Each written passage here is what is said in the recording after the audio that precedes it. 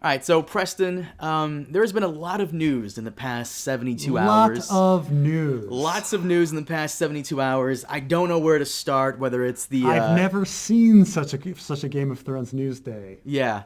Whether it's Dave and Dan stepping away from Star Wars, which I guess Season 8 had to die for this, and for what now? The fact that the Long Night prequel, Blood Moon, is no longer going ahead, and the actual confirmed prequel, which is essentially Fire and Blood, the House of the Dragon. It's just, we're all over the place here. Where do we start? Yeah, I mean, we'll talk about that, but I kind of want to talk about this Dan and Dave meltdown discussion. So apparently they were at some panel. Hashtag for Arya. See, why would they do this? Like, why would they do this to themselves? This is just like... Well, for Arya on Twitter has the whole thread.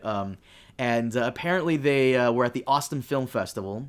And yeah, I guess this is their last Thrones-related panel that they're ever going to do, because you can tell these guys really want to get away from Game of Thrones. And I understand. They were doing it for 10 years. They're kind of sick of talking about it. I mean, we're not. They want to get back to X-Men Origins Wolverine talk? They want to get back into that? Well, they want to do new stuff. And during the panel, they revealed from some pretty insane things. And I gave you the article from Vanity Fair like 10 minutes ago, and you're just like, whoa, what? Whoa, it's just wowing you all over the place. So go through some of the things.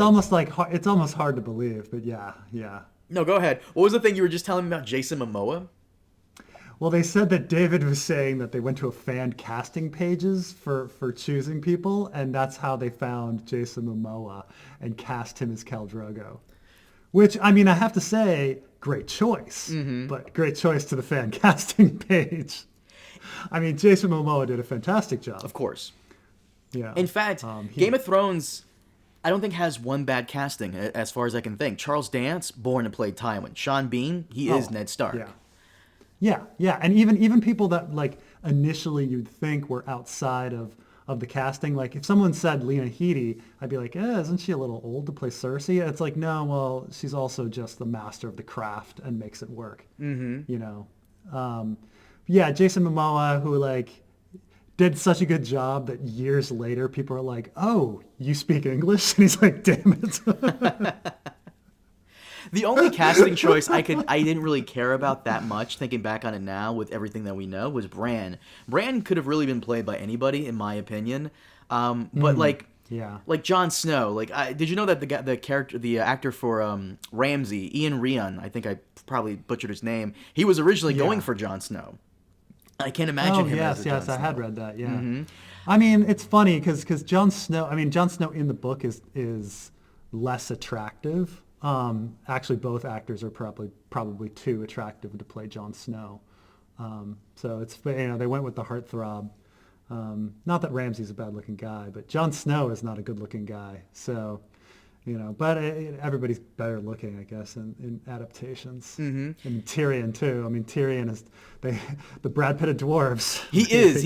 Is this how Comic Book 19 said? I swear she said that. Yeah, it's Comic Book Girl 19. Yeah. She's like, I just remember that very early on. She's like, they cast Peter Dinklage, the Brad Pitt of dwarves. I was like, oh, jeez. Because Tyrion is not supposed to be good looking, even for a dwarf. He's not even supposed to have most of his nose. Well, his nose gets cut off after the Battle of Blackwater. They gave him a nice little scar thing here. But just reading for Arya's, whole thing on the panel is out of this world, because I just can't think of any off the top of my head. But there have been movies that turn out to be amazing that just had a bunch of like production issues. I can't think of any off the top of my head, but I know I've read there are several movies that somehow were miraculously made and just came out very good. And this is Thrones Season 1. I firmly believe Game of Thrones Season 1 is one of the best things in television ever. I love Season 1. It was fantastic. Season 1 is fantastic, yeah. Oh, God. But when you read like what this guy is saying about what Dave and Dan said at the panel, you're like, how the fuck did this thing get made? I think it was carried by the actors, and it was carried by the fact that most of the dialogue was from the book.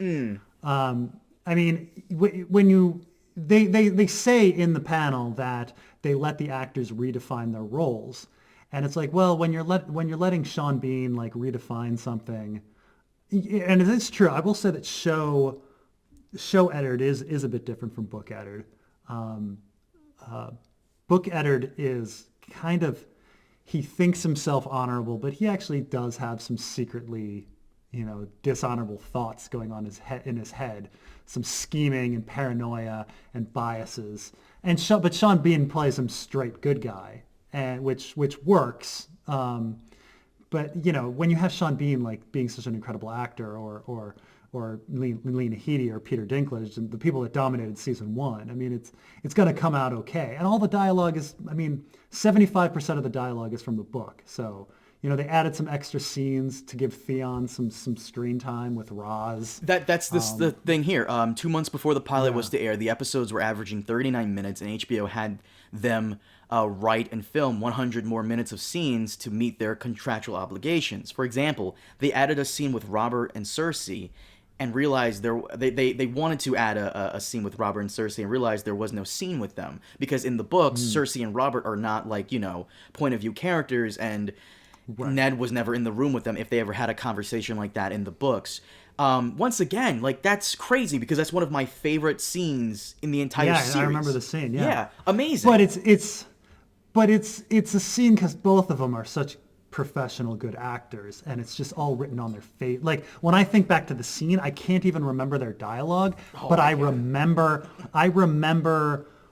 the look of disappointment, but a strange, distant, reluctant respect, like kind of came through, which obviously is not from the book at all. Like, neither character respected each other or loved each other in any sense. And so they kind of added this, and it added some richness. I will give the scene. I think the scene is great, but I do think it was from the actors, and how good the actors were. What else do they have here? Let's see here. That stood out for me. They find roles. Blah blah blah. What else? The moderator asked them why they chose to write all the episodes by themselves, because we didn't know any better. David said HBO wanted them to hire other writers, and they decided to have Brian Cogman, their assistant, write 4 episodes. So Brian Cogman was originally their assistant, and he went on to write what? Weren't you the one that said Cogman is the guy that's very, He's into continuity porn. Yeah. Right. He loves referencing previous plot threads and bringing them in. He has a better attention for detail.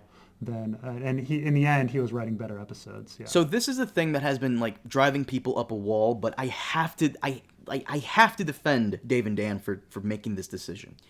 So it says here, Dan wanted to remove as many fantasy elements as possible because, and he's quoting, "We didn't just want to appeal to that type of fan. They wanted to expand the fan base to people beyond the fantasy fan base, to mothers and NFL players." Now, in a previous podcast episode, you said how you liked the fact that the show didn't have that many fantasy elements in it, or I think it was magic elements. Yeah. No, I think. It sounds like they stumbled into that, but I thought it was great. And keep in mind, when you read the book, so when they say when in the book when they describe things, they'll describe it in a fantastical way, but they might actually be describing something regular. But they think it's fantastical because it's all from the point of view of people living in the Middle Ages. Right. That's harder to pull off when it's visual and you're just seeing what's there is there. Mm-hmm.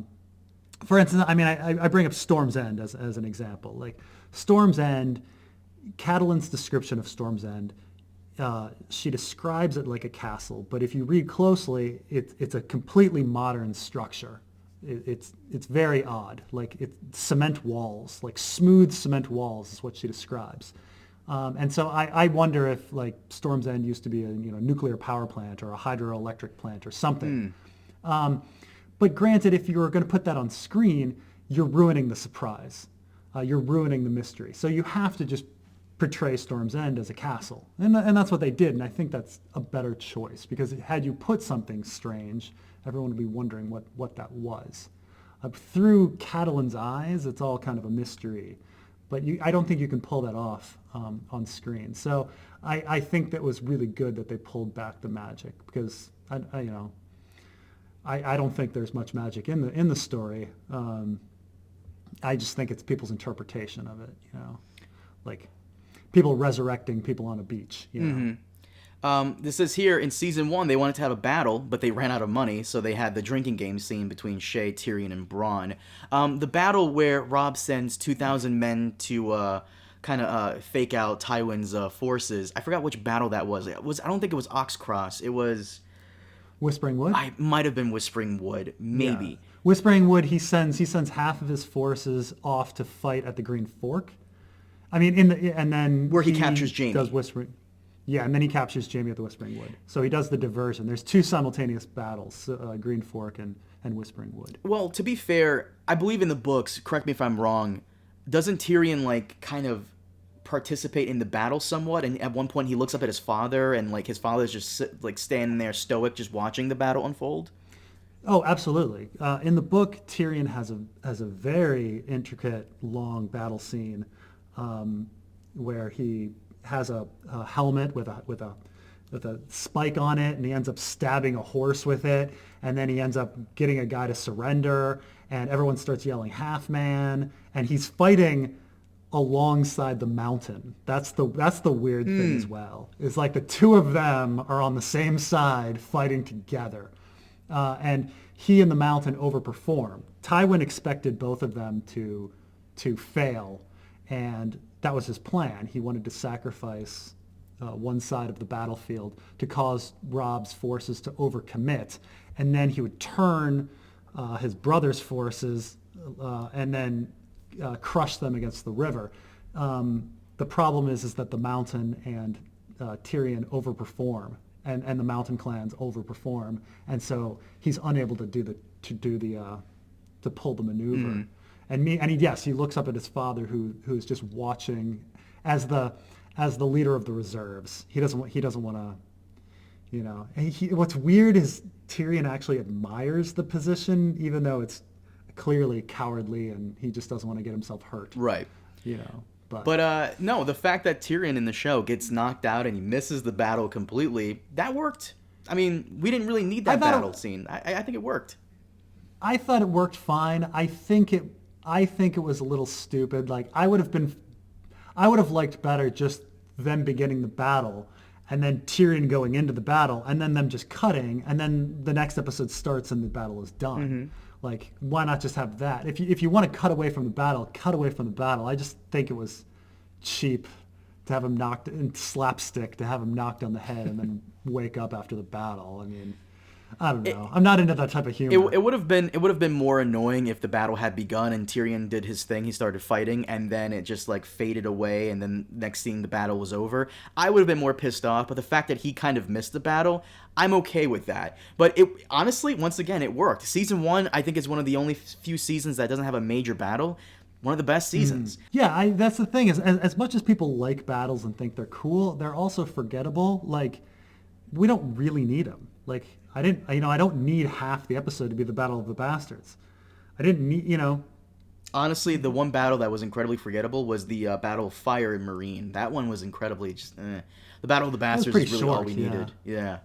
Pretty short, actually. They pitched to HBO and promised them that we would downplay the fantasy elements, but, you know, we still got the Night King and the White Walkers, and yeah, that is kind of fantasy-ish. The fact that they played down the whole magic thing, I like that, because the magical stuff in Game of Thrones has always been grounded. There are very few characters, even in the books, who could snap their fingers and create a fireball. That's like Lord of the Rings high fantasy stuff. I like this grounded fantasies. Melisandre just can't conjure a shadow assassin from like thin air. She has to actually give birth to it. It's more grounded in, I don't want to say realism because magic is not real, but if magic was real, it'd be she like even that. Comes back in the show and says, hey, this potion causes people to hallucinate, and so you don't even know if you don't even know if what Davos saw was there. I mean, you definitely have the shadow killing Renly. We have that scene, right? But you know, she does have that line where they give a bit of an out, like, oh, this causes people to hallucinate. You know, and you're like, oh, this is when she's talking to Selyse. It's an added scene between Melisandre and where Selyse, she's taking the bath. She's taking the bath. Yeah. So you know, they introduced the idea that that wasn't magic, So. Well, people got really mad at that. We also one interesting one here is they're expressing regret about putting the baby on the block of ice and him screaming. The mother was not happy because Dan just kept talking about a close-up of the baby's penis. So now I understand why we finally got that close-up of that man's penis in our face in season 6 during the festival scene where Arya's like, walking around. You remember that? Where the guy's like literally right in your face and the guy's like, are there warts on there? Are there warts? Dude, really? Yeah. So now we know that's fucking Dan Weiss's idea just to fucking do that for some reason. But no, I still don't understand the point of having that baby there. I thought the Long Night prequel would have cleared that up for us, but I guess not. Yeah, no. The other thing here is that pissed people off is, were you listening to feedback to your fans as things went along? Dan says, we really did not. Dan doesn't see the value of considering other people's reactions. Dave acknowledged that he Googled the show and it upset him. Dan did not Google. It's a mixed... So listening to fans is a mixed bag. Yes. Definitely, like, there's going to be people that are going to complain about everything. Mm-hmm. And sometimes fans don't know what they want until it's given to them. Oh, yeah. Mm-hmm. Yeah. Like, no one, prior to Star Wars coming out, no one said, I really want some Star Wars. Like, no, it came out. And, and when Return of the Jedi, when Empire Strikes Back came out, people hated Yoda at first. They were like, stupid kid's puppet. And then over time, everyone's like, no, Yoda is pretty genius. So, a lot of times people don't know what they want and you've got to, but at the same time, there's some valuable stuff that fans can say in there. Not everyone is an idiot. I feel like fan ideas after the fact are way better than before. Oh, sure. Like your idea about, I still think this is one of the most genius things you've ever said, and where in season 7, right as the Hound comes across those groups of people that he left behind in season 4, the father and the daughter, and he's trying to dig the grave for them and he can't because the ground is frozen over. Like that was entirely your idea. That's genius. And he breaks down because he just seems like he can't do anything right. That's amazing. Right. Metaphorically, he can't bury the dead, and he literally can't bury the dead. That would be better than him just burying. Right. Yeah. I love that. But it always seems like the fans have better ideas after the fact. So I understand that one. And I also don't blame them for toning down the fantasy element because, once again, this is not Lord of the Rings. This is the one thing Game of Thrones had to do, was not to be Lord of the Rings, despite having Sean Bean there. Yeah. Yeah. I mean, the other day I was putting up a towel rack in my house, and I did, whatever, a shoddy job. And then I asked myself, okay, if I had 100 people come forward and do this job, how many would do a better job than me? Certainly, out of 100, probably 10 people would do a better job than me. So it's an odd thing when you think about another kind of thing, like you're a writer and you've written something, and then you have all this fan reaction. Yeah, a certain percentage of the fans are gonna be better than you or write something better just because of the numbers, And so, you can do what you want with it. You can mine for good ideas, steal, if you will, or, take constructive criticism. But the problem is that there's so much negative in there. The human mind doesn't deal with criticism well, and I think in management classes and stuff, they say that you have to give somebody something like 5 to 10 pieces of good, positive reinforcement before, to counteract a single piece of negative. And you're not going to get that kind of stuff when you look at fan reactions. Fan reactions are going to be mostly negative, and you're going to end up killing yourself and feeling really sad if you read them all. So, I don't know. It's tough. I mean, I understand why they wouldn't check out fan reactions, because it's just, you'd be sad all the time. Well, some people are just assholes for the sake of being assholes. Like I said, seasons 1, 2, and 3 were fucking awesome, but there were still people in the fandom who hated those seasons for whatever reason. You're never gonna please everybody, and that was my one one problem with a lot of people during season 8. We both agree that season 8 wasn't good, but there was stuff in season 8 to like. And there were just people that just didn't like anything at all. Like the one scene I always go back to is it was a beautiful scene where the Night King is walking towards Bran. The music is good, going Yeah. around around the castle where everybody's just fighting for their lives. That's a great scene, and people didn't like the music. People didn't like the costume. Like I'm just sitting here like, are you trying very hard to hate everything, or do you just genuinely hate everything? Because despite season 8 being shit, there was still stuff in there that was actually pretty good. The CGI was good. The music was good. Yeah. What else we have here? Oh, they said, did you really sit down and try to boil elements of the books down? Did you really try to understand its major elements? So they said, no, we didn't. The scope was too big. It was about the scenes we were trying to depict, and the show was about power.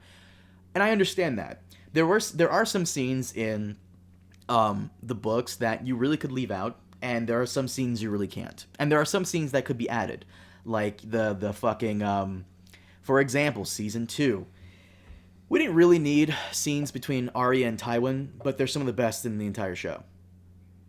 Yeah. Where yeah. Tywin says, your father, what killed him? And she goes, loyalty. I love it. Great scene. In the books, correct me if I'm wrong, it was Arya and Roose Bolton, right? Yes. Mm-hmm. Yes. So they really weren't trying to adapt A Song of Ice and Fire. They were just trying to adapt the best parts of those books, which I understand. Yeah, I mean, on certain things they adapt very, very well, and certain things they adapt pretty poorly. I mean, Dan and Dave, they didn't miss the major themes or point of the story. Like, the point of the story is that this is a really violent tale to tell us that war is bad. And I think we got hit over the head with that message, in the series, too. I don't think they missed the point in that respect. I think, there's definitely a lot of, gender issues that are brought up in the book, and these gender issues are brought up in the show as well.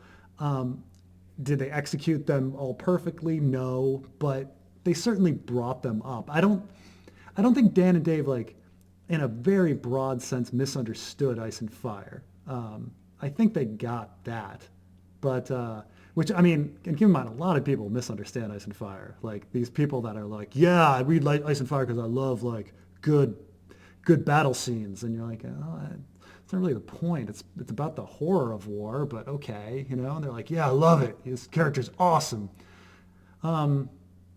So I don't know. I mean, certain characters, I would say they mess up, and certain scenes they mess up, certain themes, but I think for the most part they got it.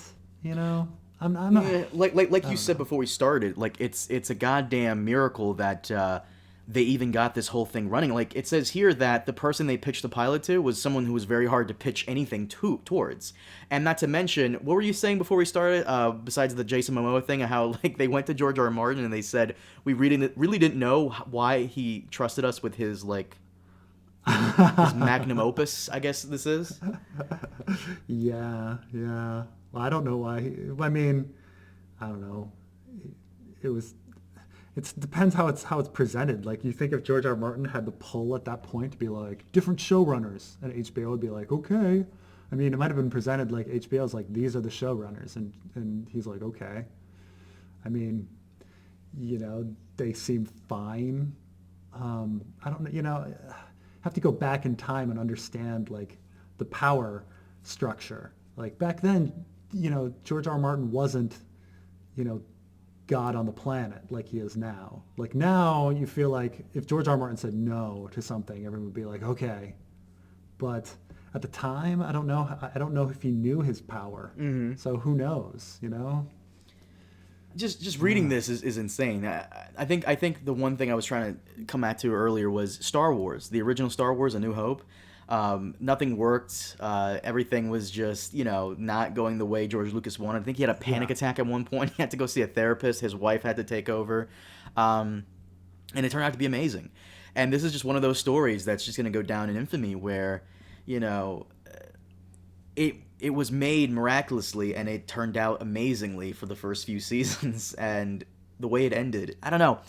I mean, these funny things. Like, I do fundamentally believe that, like, having a movie or a show come together is amazing. Like, it's amazing to me that hundreds, if not thousands of people, like, work together in all of these different, moving parts. Mm-hmm. And a piece of art, it pops out. And sometimes that piece of art is wonderful.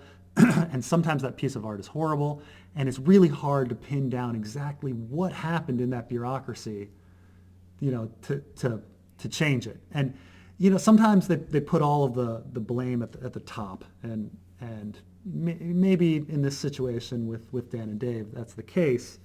And then sometimes they're like, oh, if we just get that special person at the top, everything else will be fine, and that's certainly not the case. Like, great directors make horrible movies. So it's weird. I think it's amazing that the first few seasons came together like they did. I think it's amazing that the last few seasons fell apart like they did. I don't fully understand why it happened. I mean, the simple answer is, oh, well, they had good source material, and then at the end, Dan and Dave were rushed, and they didn't have any source material, and so it was just crap. They had like a whole year to do that. I mean, and I think that's all part of it, but I think there's a lot of other things that they were trying to juggle, and try to please. We sit here, like, you and me are like, oh, we don't really care that much about battle scenes and tits and dragons and CGI. But for those 10 million people that watch Game of Thrones, like, maybe a lot of them do. The moms, like, the NFL players. Right. Like, Transformers 2 was a huge financial success. And I look at that and go, oh my God, like, this is the lowest common denominator of crap. Like, how could anyone like this?